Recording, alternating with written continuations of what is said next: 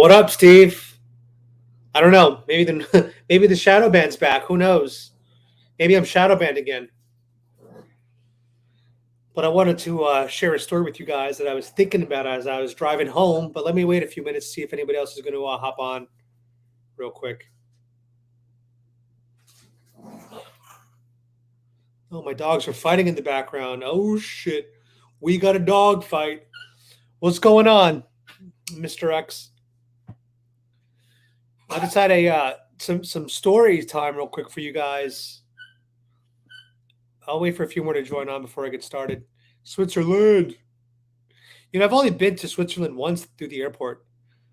I need to actually spend time in Switzerland. I hear it's an amazing country. Where in Switzerland are you? All right. Well, this is going to be recorded and stay live, so whatever. I'll get into it. So I wanted to share a story with you guys when I was living in LA, 2015 to 2018. That is probably, besides Miami, that is probably where the most sugar babies are in the world. Is going to be LA and Miami, the two capitals of the sugar babies across this country in the U.S. So I met this chick, and she was, I think, Japanese, but very, even though she had an accent, she was like very westernized. So we meet on one of the dating apps. I think it was like Tinder back then, back when Tinder was useful. And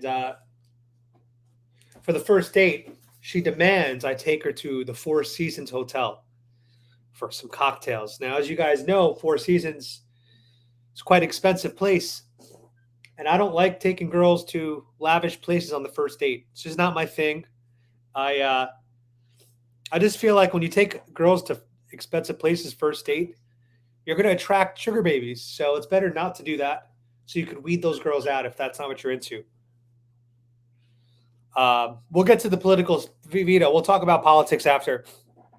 I just want to get the story out that I was thinking of. So we go to Four Seasons Hotel for the first date.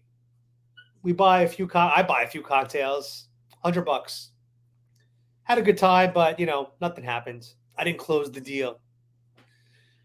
So now I'm like, let's do a second date. So she picks this restaurant in Beverly Hills called, like, I think The Nice Guy or something. All I know is it was super trendy. If you guys actually go online, I'll pull it up right now so you guys can see it. The Nice Guy in Beverly Hills. Let me show you what this restaurant looks like. Share screen. Hold on. Okay, window. The Nice Guy. Here we go. Oh, it's not working. All right, whatever. I'll have to turn the feature on later. So anyway, The Nice Guy in Beverly Hills, super upscale restaurant. It's basically where all the paparazzi go and they wait outside for celebrities. So I take her there. We have a nice meal. Probably spent like $300 on dinner and drinks. Still didn't close, but now I'm down, $400 on this girl, whatever. So then we go on our third date, and she wants to go to this super fancy Mexican restaurant in Beverly Hills. I forgot the name of this one, but anyway, I take her to the restaurant. Now, Mexican food should not be expensive, right? Like, Mexican food is cheap. It's tortilla bread, cheese, some chicken, and some salsa. That's Mexican food in a nutshell. But this is like an upscale place. I remember we got the tequila flutes, the tasting, whatever. So that was like a $400 meal on Mexican food. So I am like $800 in the hole with this chick, and finally, I take her back to my my house, my apartment. Finally, I consummate the relationship, and I'm feeling good about myself. I'm like, yeah, finally closed this deal. Now, she was a very attractive Japanese girl, implants, very, very slender, but still had curves. Perfect body. I mean, truly a perfect body. And I was really into her, like, physically. I was very attracted to her. I definitely lusted her. Super high level of lust. So date 4 or 5, we go to Disney World, Disneyland, which you guys know is expensive. Tickets there are like 100 something a pop. So now I'm $200 in. Then we go out to eat there for lunch. That's another $100. So I'm just literally spending so much money on this chick. In like a month, I'm like $2,000 in. Now, was I able to afford it? Yes. However, it's really that's kind of a lot of money for a lot of people. It was a lot of money. And so we go to Disney. The day's wrapping up. And we go to like this little cafe that they have. And while we're getting coffee, there's like the Disney parade that happens every day at 6 p.m. So I tell her, I go, hey, I just want to go check out the parade real quick. Can you wait in line? So she waits in line. I go look at the parade for 5 minutes. I come back, and she's holding the 2 coffees in her hand. So I'm like, oh, awesome. You got us the coffees. Great. And she's standing there by the cashier, and she's like, oh, we still have to pay. And I was like, what? She's like, yeah, I didn't pay. And I was just like thinking to myself, like, why didn't you pay for the coffees? And she was just like, oh, I don't think a woman should ever pay any money when they date a guy. And I was like, so you expect to be spending zero in this dating relationship? And she said, of course. She says, you have to spend everything. And if anything, you should be also giving me money. And I was like, wait, what? Because that had not been brought up before. Like, she never brought that up. She's like, but with you, I'm not asking for any money. So you should pay for everything. I was just like, hold on. I was like, if I'm going to be spending thousands of dollars on you a month, the least you could do is buy the freaking coffee. Am I crazy here? I feel like it's all about proportions, right? Like, there's a difference between hooking up and fucking and dating somebody, right? If you're fucking somebody or just hooking up, sure, the guy can pay all the time because it's like there's a transaction there, like it's understandable. But if you're dating like a partnership, like teammates, then I think that each party should contribute what is proportional to their income. So, for example, if I'm making $100,000 a year, and let's say she's making $50,000 a year, she's making half my salary. If we add it up together, I'm making 2/3, she's making 1/3. Well, then she should be spending up to 1/3, and I should be spending up to 2/3, around there, give or take, right?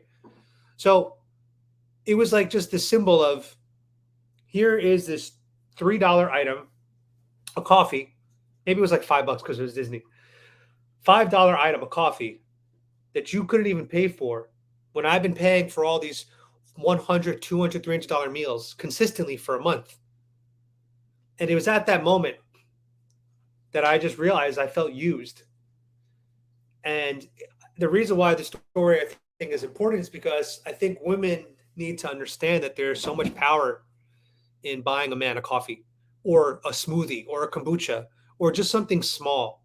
Like when I'm hanging out with the chick and they offer to pay for things, I'll be honest with you guys, at least from my perspective, it is one of the biggest turn-ons in terms of her morality and the character, the quality of her character. You know, I dated this girl in North Carolina who I met in Belize, actually. If you guys go to my Instagram reels, you'll be able to piece together who she was. But I was in Belize and I met this beautiful Chinese girl. Gorgeous, man, super my type. And we ended up hanging out in Belize, and then we ended up hanging out in North Carolina. I went to visit her in North Carolina, and we went out to eat multiple times together. And she literally would pay half the time, like on her own, because she had a career. She made pretty good money. Maybe she's making more money than I'm making these days, right? Because I don't really work. Well, YouTube is my work, but it doesn't pay well right now. I'll tell you that much, guys. I mean, could I have paid for? Of course, I have crypto. Like, I have stocks. I'm fine financially, but I don't have any active income. That's the thing. I have passive income, I guess. I have money from investments, but I don't have any like actual legit active income. Yesterday during the Trump rally, I finally had a little bit of active income come in. I think you guys totally tipped me like $300 through super chats. So that would be an example of active income, like income coming in, not income created from like investments. But anyway, that's besides the point. She paid for like meals and didn't make a thing about it. She just felt that was the right thing to do, and I appreciated that so much. And it actually made me like her even more. That was crazy. It just was like such a turn on to me. It's like, damn, this girl could take care of me too. This is kind of dope. And then I've dated other chicks that like, we meet up. They'd be like, yo, I got the hotel. You get the food. I'd be like, yo, that's perfect, girl. That works out great. That's great. So my point is, if you're dating a guy and you're not in a position to be able to pay for his meals, pay for his flights, pay for his trips, just pay for the coffee. Just pay for the small things. Grab him a smoothie. You get the smoothies, girl. Let him get the dinners. And that way the guy doesn't feel used. He feels like at least you're trying. And that's all it comes down to. So that's my advice for any girls watching. There's a lot of power in buying a man a coffee. Now, on the flip side, let's talk about from the male perspective. I think the best first date, in my opinion, because I've done some crazy first dates. I'll tell you guys about that right now. But I've done some crazy first dates. I was living in New York, and I sent my Bumble to Florida. This was many years ago when Bumble was brand new, and I matched with this cute ass Filipino chick. She's a big Trump supporter, by the way. So I don't know. She's probably not watching right now, but literally I matched with her at like 2 p.m. on a Friday, and I was making a lot of money back then. This is when I was in my heyday, my prime. So I matched with her. It was like 2 p.m. on a Friday. I'm in New York. She's in Florida. And I was like, yo, you're so attractive. I want to meet you right now. She's like, how? I'm in Florida. I said, let me buy you a flight. She's like, what? So I go online, literally buy her a flight that hour. And she lands in New York City at like 11 p.m. at night. Same day Bumble match across the country. And I fly her to New York, and she ends up landing at like 11 p.m. And it was fun. We immediately have a good time, and we ended up hanging out for the whole weekend together, and it was a dope experience. And it's a girl who I still speak to today.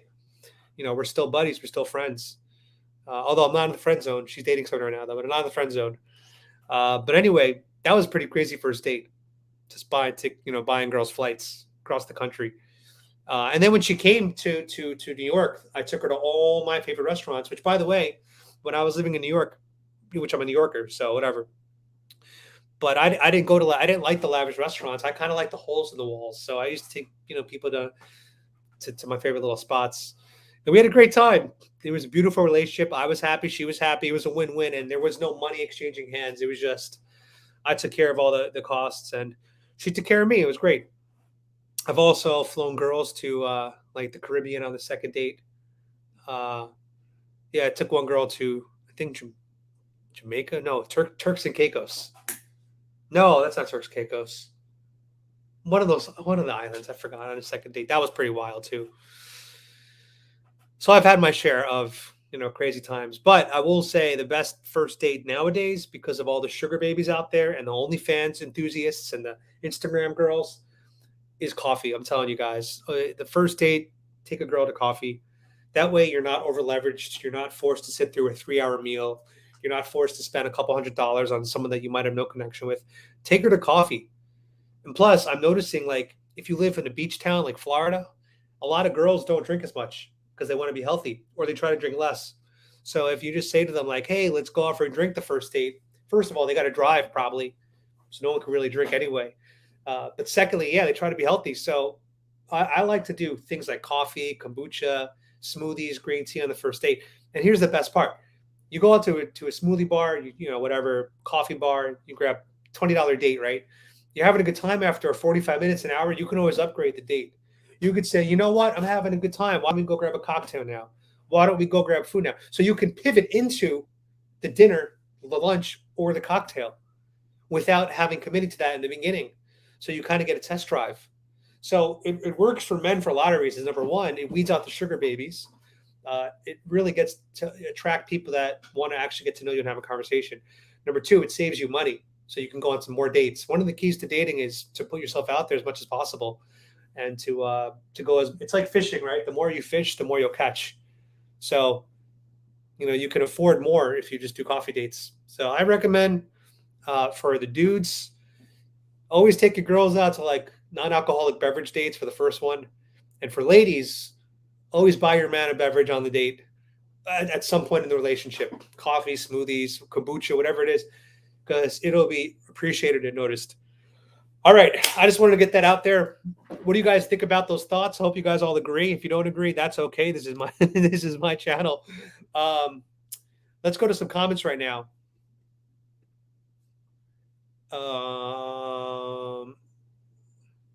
Fresh and Fit speak on this all the time. I didn't know that. I've only seen a few episodes of those guys, like the highlights when they throw girls out, or when Abba and Preach get into like the fights with them. That's the only time I really watch Fresh and Fit.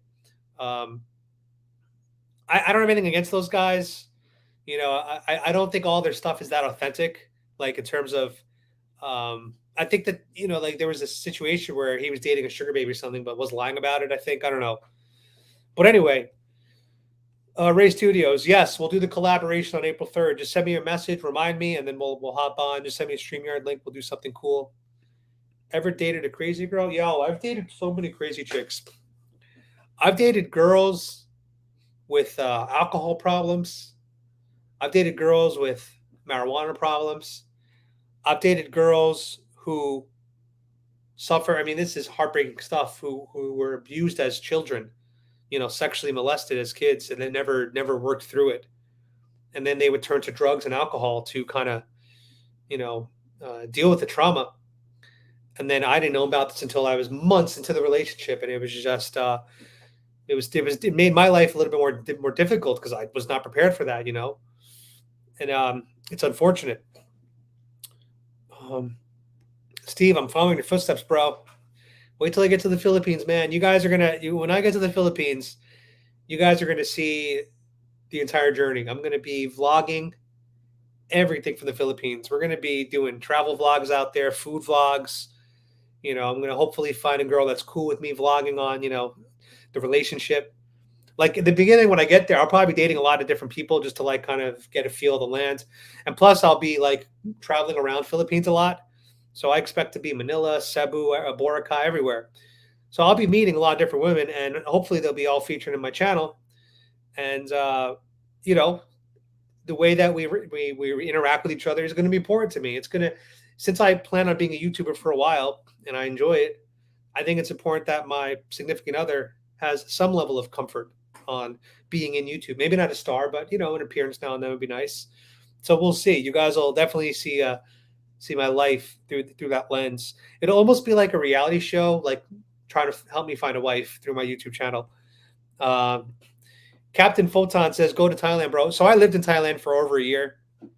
And I think Thailand's super awesome. It's really fun there, especially when you're a single dude. Man, that place is, as a guy, there's nothing like it, man. You go out every night, you have a good time. $50 in your pocket, you will have a fucking epic night every time. I remember one time I was in Bangkok, and met up with this girl from Tinder, and she was like, "Can my friends come?" So I was like, "Okay, that's weird, but sure. What do you guys want to do?" And she's like, "Let's go to a club." It's like, fuck. So I take her and her friends to the club. We get there, and they're like, let's get a bottle. And of course, her friends are like, "Oh, we're broke. We don't have it." And they all look at me, sugar daddy. So I get the bottle for the group, and it was like $100. Fancy Thailand club. Got a bottle, got table, $100 for a vodka bottle with all the mixers too. $100. I was like, yo, this is cheaper than a date in America. And I'm at a damn club taking care of 4 Thai women, all beautiful, looking like the man. And it's like that's the kind of life you have. And if you want even more, you go to Cambodia. Cambodia, you get bottles at clubs for like $30. So yes, being in Thailand is great for dating. However, the women that typically go for foreign men, how do I phrase this? There's basically two groups of Thai people from what I remember. Okay, you have the light skinned elite Thai people. So these are the people in Thailand that are very light skinned, almost look like mixed Asian, like half white, half Asian, almost. And a lot of them surprisingly don't speak English that well, right? They speak mostly Thai, but yet they're wealthy and they're rich, they're well off. And the thing is, those kind of people, they don't need foreigners. They don't go for foreigners. They keep it within themselves. They keep it within Thai people. So that's like the Thai music pop stars, what they look like, or the Thai models. They're all together. They have their own group. They don't need American men because they're already rich. They don't need foreign men. They're rich. Then you have the Thai type of women that do go for foreign men, and that runs the gamut. You have, of course, you have the prostitutes. You have the college girls. You have escorts. You have bar girls. You have massage girls. You have sideline girls. You have all these different types, different layers and levels to these women that will go for, and it's very similar in the U.S. So don't get me wrong. The only difference is it's much cheaper there because the dollar to the baht. And so, from my experience, what I've seen is the women that go for foreign men, they have this upgrade mentality where if another man comes along who's richer, they'll just move on to him.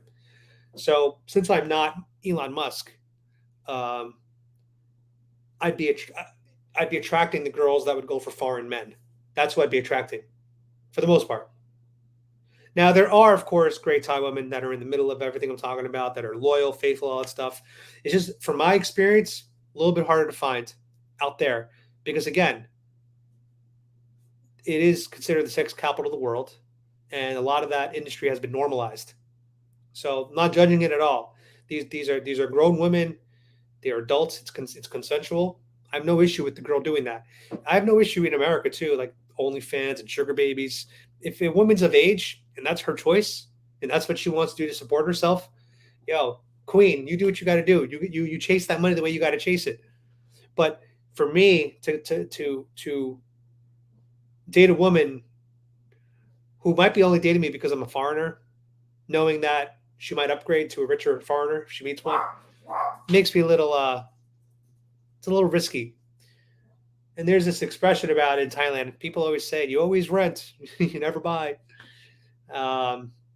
So I think the Philippines is different from my understanding, like in terms of the culture there. They're a mostly Catholic country, so the people there are God fearing, for example, and as a result, they have those Catholic values of faithfulness and loyalty. And it's interesting that I myself am not a Catholic or Christian, and I myself have, I've struggled in the past with monogamy. That's why I like being single, because I don't have to worry about being monogamous or not. I can do whatever I want, right? I'm free. So it's interesting that I am attracted to that kind of culture when I myself do not fit into that culture. But the reason why I'm leaning towards that is two reasons. Number one, I've had this idea in my head to go there and look for the mother of my child. So if I don't do that and scratch that itch, I'll never know. I could go there, it could be a bust, and I can end up with an American girl. But I need to scratch that itch before I can ever, consider moving on from that mentally. So got to get to the Philippines. But the second thing is, I think those are good characteristics for a partner in life, like for a mother. When you're in a relationship and you can trust the other person, it just brings you so much more peace. You could be a better version of yourself when you trust the other person, when you don't have to worry if they're being a hood rat or, snooping or sneaking around on the side. And if I lived in Thailand, I'll be honest, I would worry about that. I would worry about that. And I have a lot of friends in Thailand. I know a lot of women in Thailand still, and I'm connected to them on social media and stuff. And I see, like, when these guys break these Thai girls' heart, the reaction is very visceral publicly. It's very strange. Like, I don't see it as much happening in the U.S. Usually, sometimes you do see people bombing on their exes, but In Thailand, you see it a lot. Like they'll try to destroy you, your exes, if you cross them the wrong way.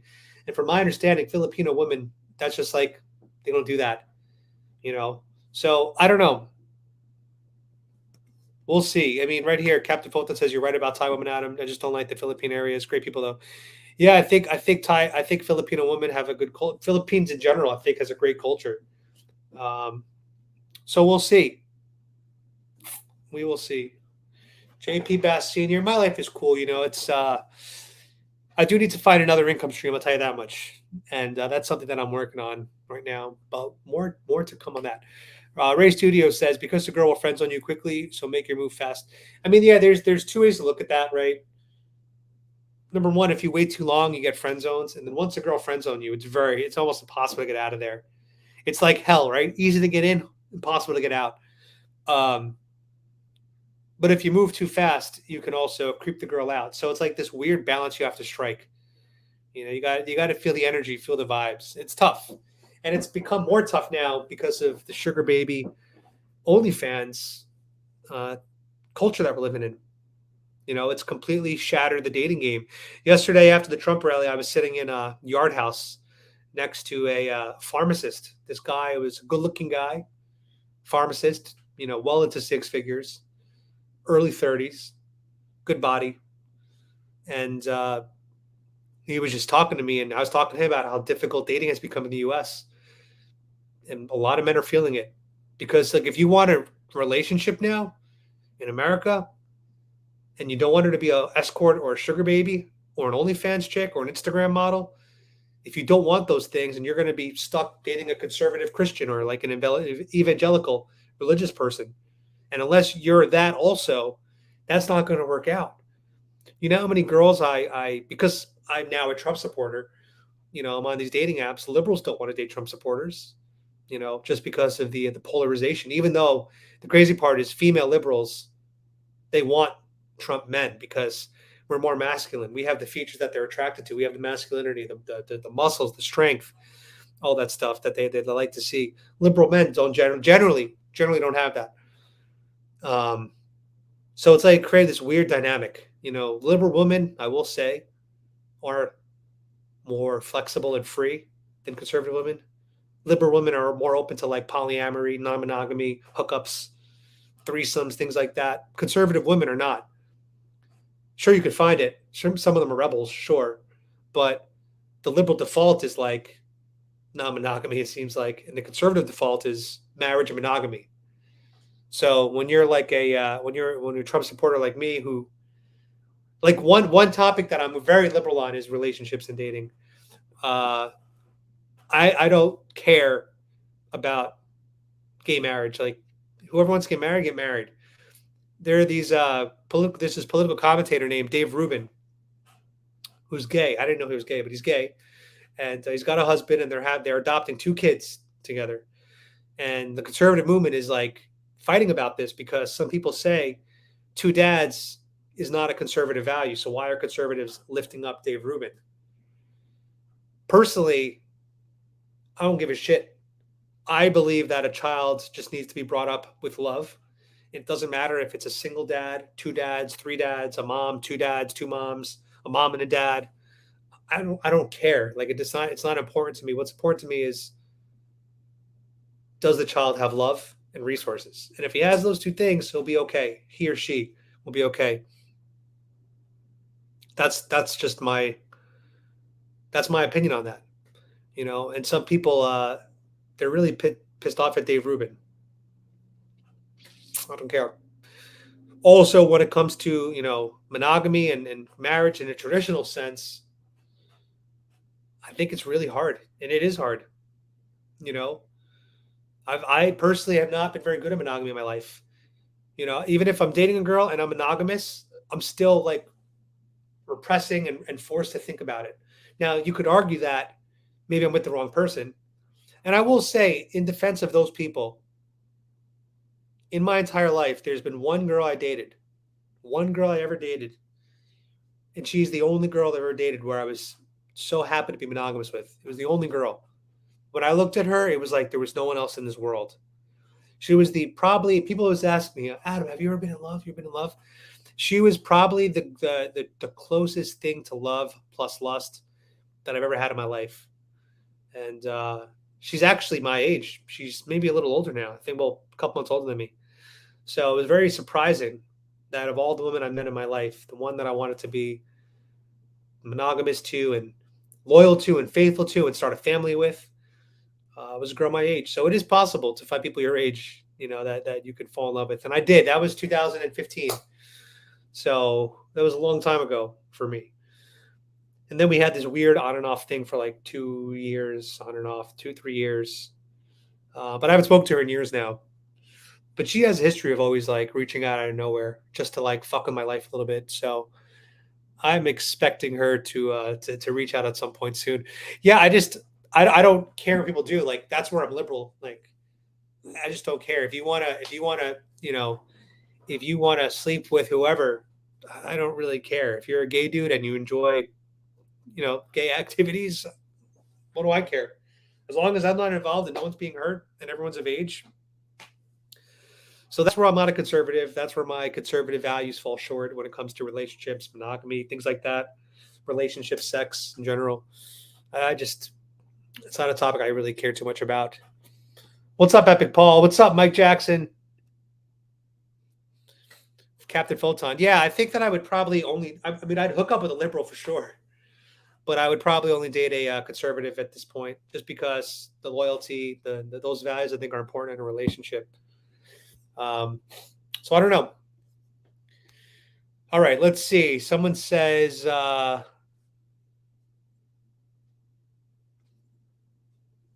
had asked a political question that I missed earlier. Do you think they blank the primaries? I swear Bernie Sanders won both times, but Hillary and Biden did. Yes, absolutely. Abso-freaking-lutely. That's where they practiced their capabilities. They practiced on Bernie.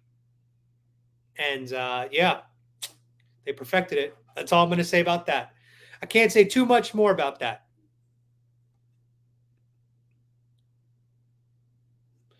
Adam, your new girlfriend will have to love Spider-Man. Yeah, or at least she'll have to embrace my love of Spider-Man, But anyway, guys, I just wanted to come on for a little bit, talk about coffee date. I'm actually going to go out today, I think, and shoot a video. I'm debating if I want to do it today. I might go to downtown Orlando today, shoot a street video. I'm debating it. It takes a lot, guys, to get up and go in public and shoot these videos. I don't think you guys understand. It's not like I just go, all right, let's go shoot a video. Like I got to mentally amp myself up. It's a lot, man. It's a lot, especially when you go to places like Orlando and it's all liberal out there. I got this new sign I printed up. I've been wanting to test drive. Let's see if I can pull it up for you guys. Show you what the sign is real quick. God, I got so much shit on my phone.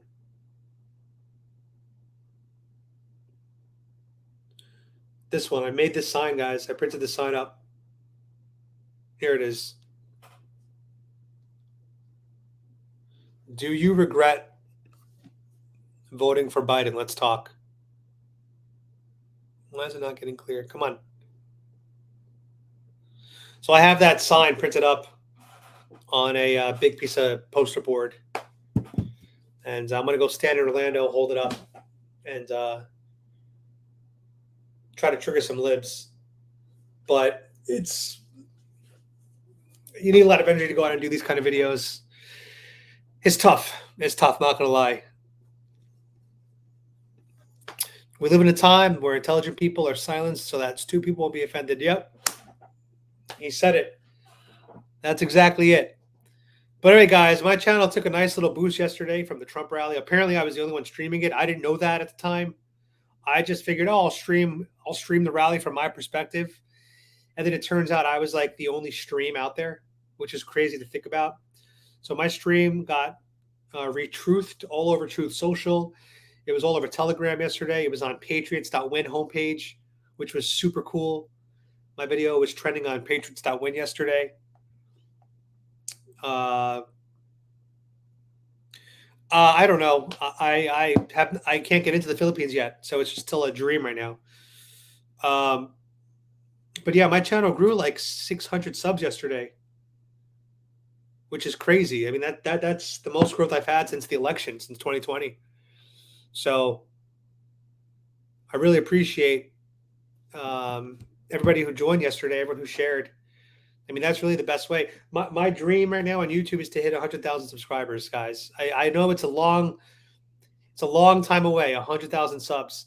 And the reason why it's long is two reasons. Number one, I'm only at 15,000 right now, so got a long way to go. But number two, what are the odds that I make it to 100K without getting my channel nuked? That's the crazy part. Like, I've already had one video taken down permanently, and then I've had one other. Okay, let me back up. In total, I've had four videos taken down from YouTube. One video, two of them I appealed in one. One video I had to, wait the 90 days for it to drop off my account. And one of them was complete bullshit. The one that stays on my record permanently is a school board meeting.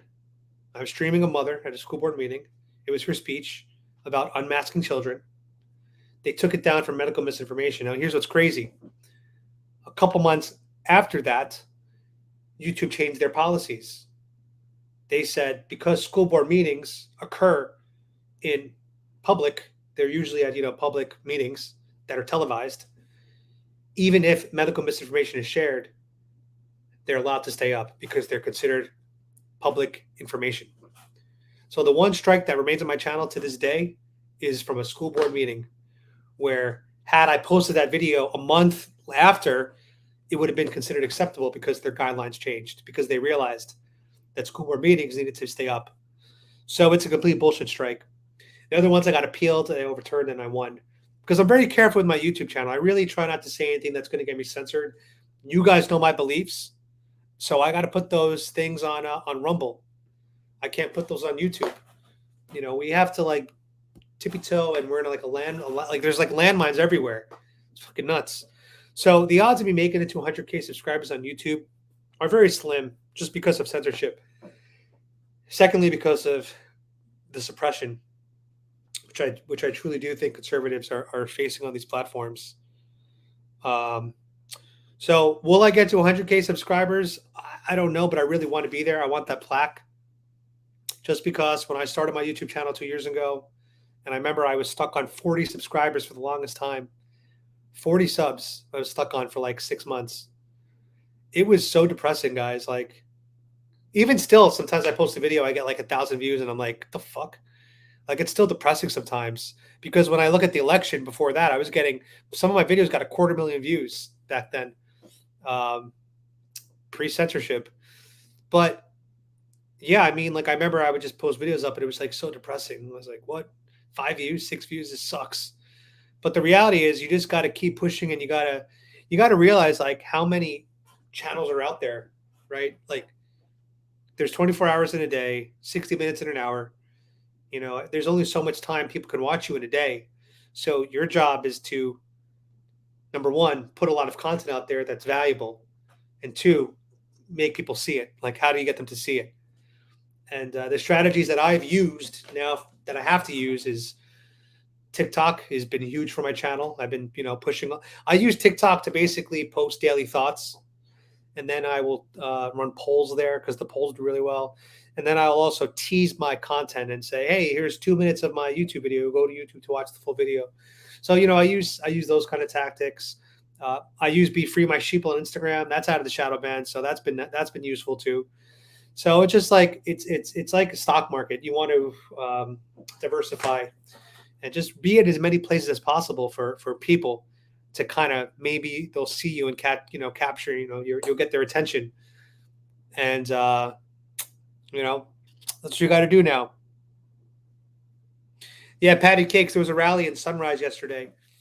America. It wasn't a rally so much as it was a day of speakers. American Freedom Tour.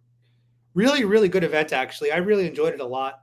I think more Americans need to see these events, even if they're not conservatives or Trump supporters. I think even Democrats could find value out of these things because they talk about, like, one guy spoke about real estate and how to make a lot of money doing that.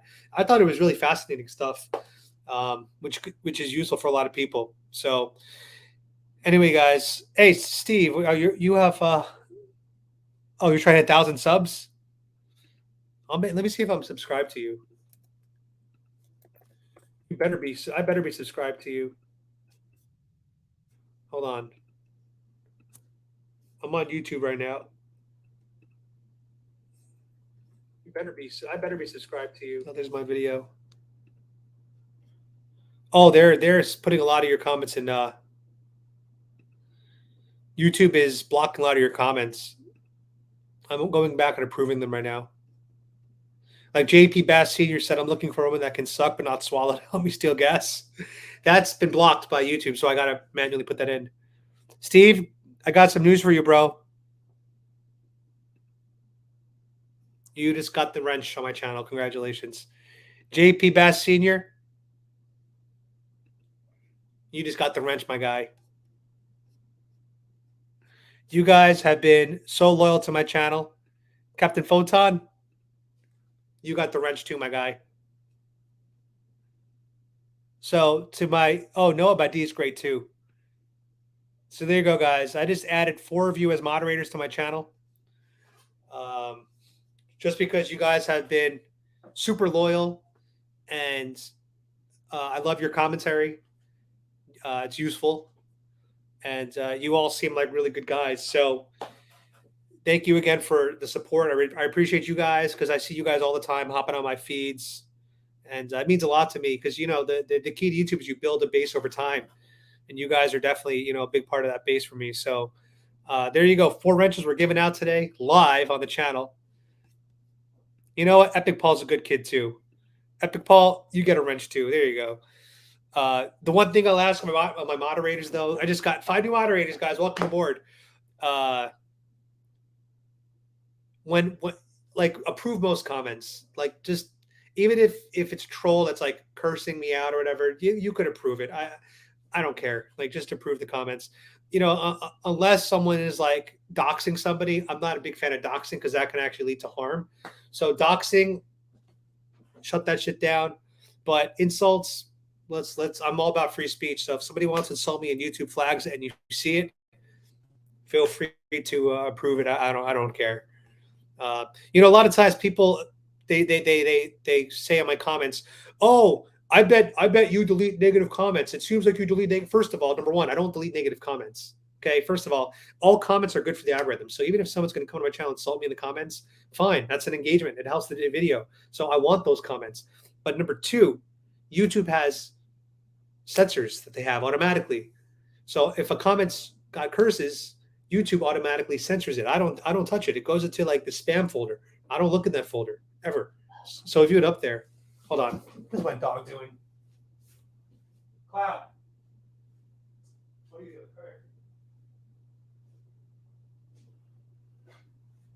Why are you up there?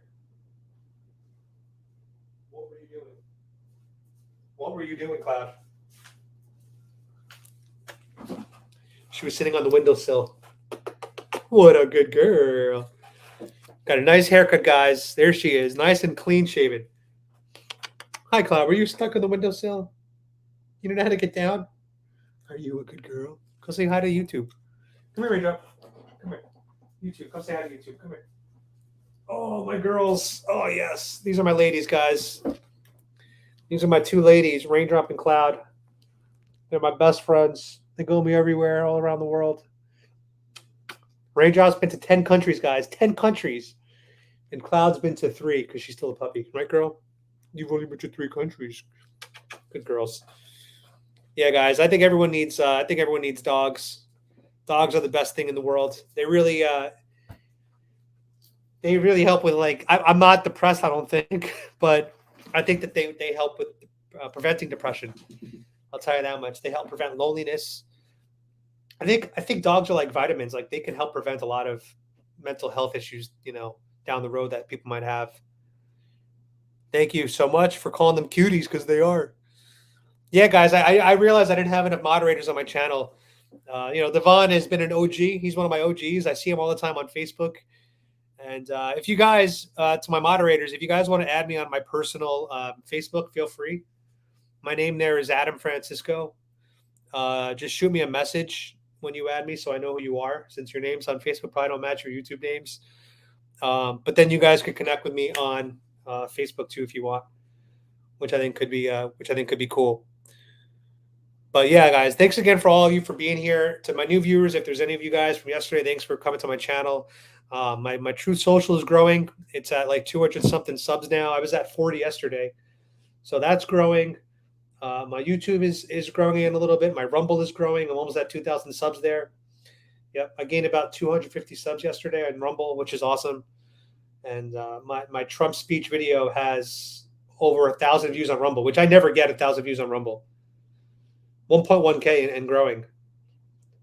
75 thumbs up, 1 thumbs down. I will say, guys, I had to remove some of the speech on YouTube, some of the election talk that Trump had. So if you guys want the fully uncensored version, you're going to have to watch it on Rumble. And if you want to see the YouTube version, that's got like 50,000 views, but it's now been modified to get rid of him talking about the election, because there's no way I could leave that up on my channel without them nuking that video, because they don't like when Trump speaks about the election. They don't like when Trump does that. Yeah, the Freedom Convoy, it's a bit of a drive from here. I mean, that's a 16-hour drive to get up there at this point for now. And, I respect those truckers a lot. I think what they're doing is amazing work. But I think I'm going to stay down here on the ground in Florida for now. I'm going to Georgia this Saturday to see the Trump rally in Georgia next weekend. So if anybody here is going, let me know. I'll be there Saturday the 26th. He'll be in Georgia. I'm pumped.